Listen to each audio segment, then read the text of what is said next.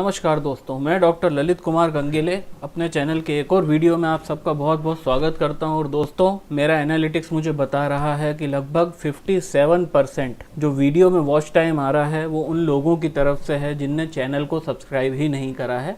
तो दोस्तों, अगर मैंने अपने किसी भी वीडियो से आपके नॉलेज में रत्ती भर का भी इजाफा करा है तो प्लीज़ इस चैनल को सब्सक्राइब करें, जिससे हमको मोटिवेशन मिलेगा। दोस्तों, आज का जो वीडियो है वो एक बहुत ही इम्पॉर्टेंट टॉपिक के बारे में है। जैसा कि आप थंबनेल में देख पा रहे हैं कि why the humanity is getting so sick, मानवता इतनी ज़्यादा बीमार क्यों पड़ गई है। ये उस जवाब के बारे में भी है जो हम पेशेंट के क्वेश्चंस को लेके देते। पेशेंट हमसे अक्सर एक क्वेश्चन करता है और कई बार एज अ आम आदमी आपके दिमाग में भी ये सवाल पैदा होता होगा और एज अ डॉक्टर आपके दिमाग में पक्का यह सवाल पैदा होता होगा कि भाई ऐसा क्या हो गया है पिछले कई सालों के अंदर कि बहुत ही हम ऊल जलूल प्रकार की बीमारियां देख रहे हैं। हम टाइप 1 डायबिटीज़, टाइप 2 डायबिटीज़ देख रहे हैं। बहुत ही यंग एज में लोग 30s 40s के पहले हो रहा है उनको। छोटे बच्चों के अंदर हम जुवेनाइल डायबिटीज़ देख रहे हैं। हम बहुत कम उम्र के अंदर कार्डियोवास्कुलर डिजीज़ और कार्डियोवास्कुलर इंसिडेंट्स देख रहे हैं। हम 40s और 50s के बीच में लोगों को स्ट्रोक आता हुआ देख रहे हैं। हम महिलाओं के अंदर बहुत फ्रिक्वेंटली थायराइड देख रहे हैं। तो हमारी मानव जाति आज के तारीख में जितनी ज़्यादा सफ़र कर रही है, मुझे नहीं लग रहा है मानव जाति के इतिहास में कभी भी इतना ज़्यादा डिस्ट्रेस और पेन रहा होगा। और ये सवाल हमसे लोग अक्सर करते हैं कि सर ऐसा क्या हो गया। देखिए, दो प्रकार के लोग होते हैं, एक होते हैं बुद्धिजीवी और एक होते हैं आम भोले भाले लोग। तो जब बुद्धिजीवी लोग होते हैं उनका सोचने का जो डायमेंशन है वो वाकई में बहुत ऊंचा होता है। वो बहुत ज़्यादा डेप्थ तक सोचते हैं किसी बारे में, किसी भी चीज़ के बारे में। और यहाँ पे हम उसी के बारे में बात कर रहे हैं कि हम इतना बीमार क्यों पड़ गए हैं। इसका ऐसा क्या कारण हो गया है कि हम लोग इतना ज़्यादा परेशान हैं आज की तारीख में। और इसका सॉल्यूशन, वीडियो के अंत तक बने रहिएगा तो इसका सॉल्यूशन भी मैं आपको बताने की कोशिश करूंगा। इसका इकलौता कारण है that we are not understanding our body language. देखिए, हम लोग अपने शरीर की भाषा को बिल्कुल भी नहीं समझ रहे हैं। अब शरीर की भाषा क्या होती है? शरीर की भाषा को समझने का लक्षण जो होता है, तरीका होता है, वो होता है सिम्टम, साइन एंड सिम्टम्स। हमको साइन एंड सिम्टम को समझना पड़ेगा, उसको अंडरस्टैंड करना पड़ेगा, उसको इंटरप्रिटेट करना पड़ेगा। अब शरीर की भाषा कैसी होती है? देखिए, शरीर एक छोटे बच्चे की तरह होता है कि एक छोटा बच्चा जब कोई जिद पकड़ता है तो हमको उसकी बात को तुरंत एट वंस हमको अंडरस्टैंड करना पड़ता है कि हमसे क्या कहना चाह रहा है। और अगर हम उसकी वो चीज़ को मान लेते हैं तो वो बच्चा जो होता है वो तुरंत शांत हो जाता है। देखिए, शरीर भी ऐसा ही है। मेरे कहने का मतलब है कि जैसे कि मैंने आपको थ्योरी ऑफ सप्रेशन में समझाया था, यहाँ पे मैं एक छोटा सा एग्जाम्पल देना चाहूँगा। Theory of suppression specially in the skin symptoms के अंदर ये एक बहुत बड़ा कारण है हम लोगों के बीमार पड़ने। हो क्या रहा है कि 99% जो कैप्चर है वो मेडिकल फील्ड वो है एलोपैथों के द्वारा, मतलब एलोपैथिक जो ऑर्थोडॉक्स टाइप की जो पैथी होती है उसके द्वारा। और उनकी पैथी के अंदर कोई भी सप्रेशन का कंसेप्ट नहीं है। इसको समझने के लिए थ्योरी ऑफ सप्रेशन, उसके ऊपर कार्ड पे लिंक है, आप उसको जाके समझिए तो आप समझ जाएंगे मैं क्या कहना चाह रहा हूँ। कहने का मतलब है हम बॉडी लैंग्वेज को समझ नहीं रहे हैं, हम उसको सिर्फ सप्रेस कर रहे हैं। क्योंकि 99% जो ट्रीटमेंट का मोड है इस दुनिया में वो एलोपैथी है। और वो अपने आप को छोड़ के और अपनी बातों को और अपने थ्योरम्स को छोड़ के वो और कुछ चीज़ को समझने को तैयार नहीं है। अब ये थ्योरी ऑफ सप्रेशन क्या है? थ्योरी ऑफ सप्रेशन मतलब मैं आपको पहले भी बता चुका हूँ कि कोई स्किन डिजीज अगर होता है तो उसके होने का क्या कारण है। What is the theory of skin disease in the homeopathy? कि जब स्किन डिजीज होता है उसका मतलब ये है कि कोई इंटरनल ऑर्गन, कोई एक डिजीज फोर्स से अटैक जब होता है तो बॉडी अपने को प्रोटेक्ट करने को उसको इन the form of skin disease surface पे रिफ्लेक्ट कर देती है। और जब उसको सरफेस पे रिफ्लेक्ट करता है तो वो हमको in the form of itch, in the form of eczema, in the form of psoriasis, in the form of fungal infection और in the form of any eruptive disease के रूप में हम उसको देखते हैं। और कायदे से उसको हमको उसी जगह पे, उसी स्किन के ऊपर खत्म करना होता है। पर क्योंकि 99% केस में ये जो पेशेंट होता है पहले अप्रोच करता है एलोपैथी में और वहां पे वो लोग बीटा मीथाजोन स्टेरॉइड्स के साथ कुछ एंटीबायोटिक्स का मिक्स बनाकर कुछ ऑइंटमेंट वो लोग लगा देते हैं। फलस्वरूप वो बीमारी वहां से गायब होती है और वो वापस अंदर उस ऑर्गन को इफेक्ट करती है। और दोस्तों, ये आज से नहीं चला आ रहा है, ये मॉडर्न मेडिसिन की उत्पत्ति मतलब कुछ हजार साल पहले से इसकी शुरुआत हुई थी।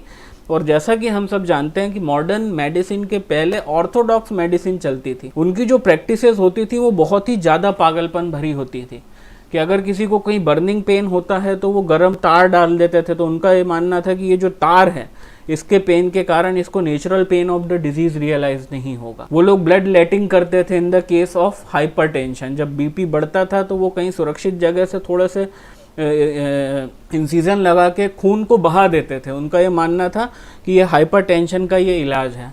तो इस तरह के पागलपन और इनसेन नोशंस के कारण हुआ क्या कि बच्चा तो जिद कर रहा है, मतलब हमारा शरीर एक बच्चा है, इसने जिद करी कि भाई मेरे को ये चीज़ चाहिए।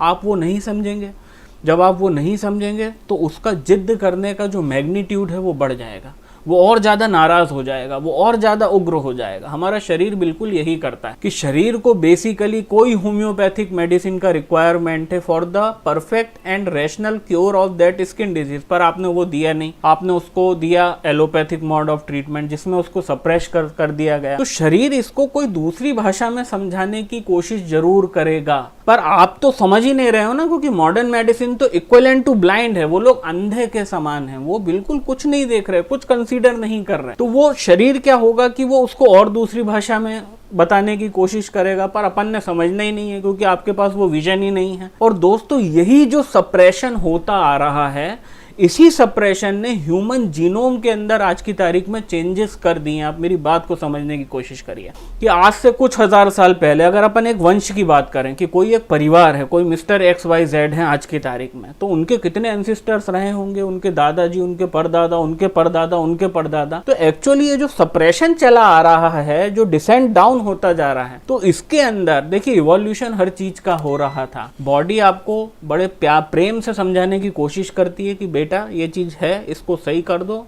इसका पूरा का पूरा लफड़ा खत्म हो जाएगा, पर अपन नहीं समझते हैं। और यही चीज है कि शरीर की जो भाषा है वो आज की तारीख तक आते आते वो और उग्र हो गई है। मतलब शरीर के अंदर जो सिम्टम्स हुआ करते थे पहले, वो बड़े बिल्कुल माइल्ड और जेंटल हुआ करते थे, बड़ा शरीर जेंटली बताता था। क्यों?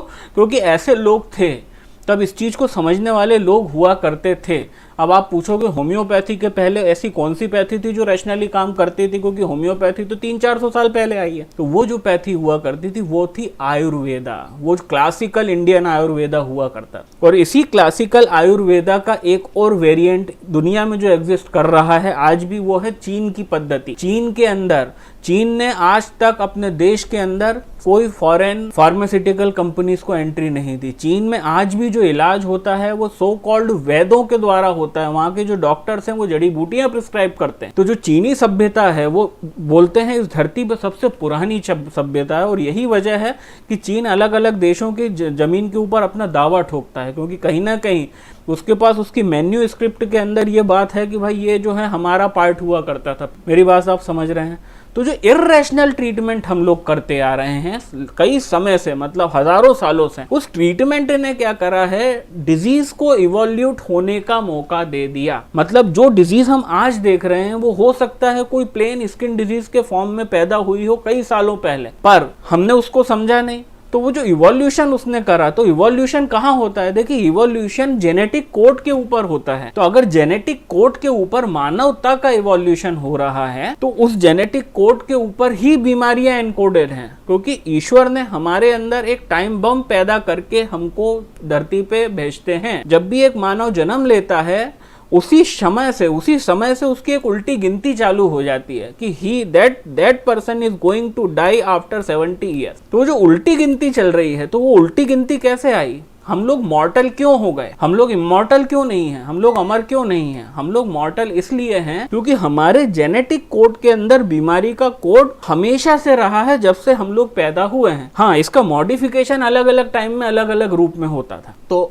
जो सप्रेशन हो रहा है आज की तारीख में, वो सप्रेशन जो होता है, वही जो सप्रेशन है वो हमारी पीढ़ियों से जो सप्रेशन ऑफ द डिजीज चलता आ रहा है, उसी सप्रेशन ने आज की तारीख में इतनी ज्यादा 10 हेडेड मॉन्स्टर को जन्म दिया है, जो मानवता के ऊपर 10 के 10 सर को लेके खड़ा हुआ है और वो हमको हर तरीके से परेशान कर रहा है, हर तरीके से हमको खाना चाहता है। तो इसका सॉल्यूशन क्या होगा? देखिए इसका सॉल्यूशन एक ऐसा होगा कि अगर हमारे पास कोई जादू की छड़ी होती, उससे हम कुछ ऐसा कर पाते कि इस दुनिया के हर पर्सन का अगर नहीं भी माने तो अगर 70% लोगों का इलाज होम्योपैथी पे शिफ्ट हो जाता है और आज भी हम उस बॉडी लैंग्वेज को प्रॉपरली ट्रीट कर पाते हैं तो शायद मानवता आगे जाकर बच जाएगी। क्योंकि आप देख रहे हैं कितनी बुरी चीजें हो रही हैं, मतलब बहुत कम उम्र में लोग हार्ट अटैक, कार्डियक अरेस्ट से एक्सपायर हो रहे हैं और उसका कोई सर पैर नहीं निकल रहा है। मतलब डॉक्टर्स को भी नहीं समझ में आ रहा कि how is it possible to have a cardiac arrest in the age of 30s, in the age of in fact 20s में, 27, 28 में। मैंने 50 केस आज तक सुन चुका हूँ कि यार 27-28 साल के लड़कों को कार्डियक अरेस्ट हो रहा है, अटैक आ रहा है, they are going to expire. तो दोस्तों, मानव जाति को बचाने का एक ही तरीका है और ये जो चीज है, ये जो टाइम बम हमारे अंदर फिट हो गया है, इसको होम्योपैथिक टर्मिनोलॉजी में बोलते हैं कि ज्यादातर पेशेंट्स जो right now they are in the phase of latent miasm. क्योंकि मायजम एक्सप्रेसिंग स्टेट में जब आता है, मायजम जब भी एक्सप्रेसिंग स्टेट में आता है तो वो साइन एंड सिम्टम से भरा हुआ होता है। कहने का मतलब आप समझिए कि अगर कोई सोराइसिस का पेशेंट है तो वो सोराइसिस का पेशेंट मेरे पास आया तो मेरे को ये समझना है सबसे पहले कि इसकी मायजम की स्टेट जो है वो एक्सप्रेस्ड है, मतलब उसका सोराइसिस सरफेस है, मतलब उसकी इंटरनल ऑर्गन, इंटरनल बॉडी उस चीज से बिल्कुल फ्री है। पर जब इसी पेशेंट को एलोपैथी दवाओं से इसका सोराइसिस सप्रेस कर दिया जाएगा तो ये कहलाएगी लेटेंट स्टेट ऑफ मायजम, सोरा की लेटेंट स्टेट। और सोरा की लेटेंट स्टेट ही इस दुनिया की हर बीमारी का सबसे बड़ा कारण है, क्योंकि लोगों का सोरा सप्रेस करा जा रहा है, उनके जो एक्सप्रेशन है वो सप्रेस करे जा रहे हैं। सोरा के क्या क्या एक्सप्रेशन है, ईच के अलावा क्या क्या एक्सप्रेशन है कि जितने भी एक्सक्रीशन बॉडी से होते हैं, डिस्चार्जेस होते हैं, वो सारे सोरा के एक्सप्रेशन है। जैसे कि ओटोरिया, कान से डिस्चार्ज होना, lacrimation, nasal discharge in the form of coryza, menses, loose motion, diarrhoea, weeping eczema, ऐसे स्किन डिजीज होते हैं जिससे मतलब पानी निकलता है। तो ये सारी चीजें जहाँ पे कोई चीज बॉडी इक्विलिब्रियम में रहने को एक्सप्रेस कर रही होती है, डिस्चार्ज कर रही होती है, उन डिस्चार्जिंग स्टेट में उस बॉडी को हम कहेंगे कि ये सोरा की एक्सप्रेसिव स्टेट में है पेशेंट। पर उसी को जब सप्रेस कर दिया जाएगा कि ओटोरिया हो रहा है, डॉक्टर साहब ने एंटीबायोटिक दी, वो सप्रेस हो गया, ठीक है ना। कोई स्किन डिजीज हो रहा है, एक्जिमा है, वीपिंग एक्जिमा है, ड्राई एक्जिमा है, सोराइसिस है, उसको आपने बीटा मीथाजोन जैसा ट्यूब दिया और इंटरनली कार्टिकोस्टेरॉइड की टैबलेट दी, वो सप्रेस हो जाएगी। अब ये लोग चले गए लेटेंट स्टेट ऑफ मायजम में। और आज की तारीख में ह्यूमैनिटी के अंदर जितनी भी प्रॉब्लम हो रही है, अगर उनको 100% समझ लें, स्पेशली द क्रॉनिक वन, जो क्रॉनिक हैं, जो बहुत ज़्यादा लीथल हैं, तो ये सारे की सारी बीमारियां अगर होम्योपैथिक डिस्क्रिप्शन में हमको डालना है कि इसका क्या स्टेट है, दैट इज द लेटेंट मायजम। मायजम को हम लोगों ने सप्रेसिव ट्रीटमेंट कर करके लेटेंट स्टेट में पहुंचा दिया है। और जब तक इस लेटेंट स्टेट के मायजम को हम वापस से एक्सप्रेसिव स्टेट में नहीं लेके आते, तब तक मानव जाति का कोई भला नहीं होना है। और ये वीडियो हमेशा अगर YouTube होगा तो YouTube पे अपलोडेड रहेगा, और आज से 50 साल बाद भी जब लोग इस वीडियो को देखेंगे तो मेरी बात को बिल्कुल एक्लेम करेंगे कि ये इस आदमी ने इतने साल पहले बिल्कुल सही चीज़ बोली थी। दोस्तों, आपको एक बात पता है, हम लोगों के पास समय के साथ पैसा आया है, हम लोगों का डेवलपमेंट हुआ, हम लोगों का विकास हुआ है, पर शारीरिक अगर भाषा में बात करें, as far as the body is concerned, we are getting deteriorated. हम लोगों का डेवलपमेंट का ग्राफ ऐसा है ऊपर की तरफ, पर हमारी बॉडी का जो ग्राफ है वो डिक्लाइनिंग है। तो और इस ग्राफ के हिसाब से ये रिसर्च में पता चला है कि आज से 100 साल पहले लाइफ एक्सपेक्टेंसी बहुत ज्यादा होती थी, उसके बाद आज की तारीख में ये लाइफ एक्सपेक्टेंसी उससे कम 20-25 साल कम हो चुकी है। और मैं चैलेंज कर रहा हूँ कि आपके बच्चे और आपके पोते पोती और उनके पोते पोती ये लाइफ एक्सपेक्टेंसी और कम हो। और इस लाइफ एक्सपेक्टेंसी को तब तक नहीं बढ़ाया जा सकता जब तक लोग होम्योपैथी को full flag main stream pathy के रूप में नहीं एक्सेप्ट करते। और दोस्तों, आपसे गुजारिश है, ये आप लोग कर सकते हैं, मैं किसी सरकारी संस्थान से ये गुजारिश नहीं कर रहा हूँ, मैं गवर्नमेंट से ये गुजारिश नहीं कर रहा हूँ, क्योंकि गवर्नमेंट कभी नहीं करेगी। पर अगर आप लोग जागरूक हो जाएंगे, एक आम आदमी जागरूक हो जाएगा, और आप लोग इस वीडियो से अगर ये रेफरेंस निकाल पाओ कि मैं क्या कहना चाहता हूँ, तो ये काम बिल्कुल आसानी से हो सकता। बस आप लोगों को शिफ्ट होना पड़ेगा टुवर्ड्स द होम्योपैथी, आप लोगों को शिफ्ट होना पड़ेगा towards the homeopathic mode of practice. आप लोग अगर शिफ्ट होंगे तो पूरा देश शिफ्ट होगा, पूरी दुनिया शिफ्ट होगी, सारी सरकारें शिफ्ट होंगी, सारी मेडिकल एसोसिएशन शिफ्ट। तो दोस्तों, आज के वीडियो के लिए इतना ही। वीडियो अगर अच्छा लगे तो इसको लाइक करें, चैनल को सब्सक्राइब करें। बहुत जल्द अगले वीडियो में मुलाकात होगी। नमस्कार।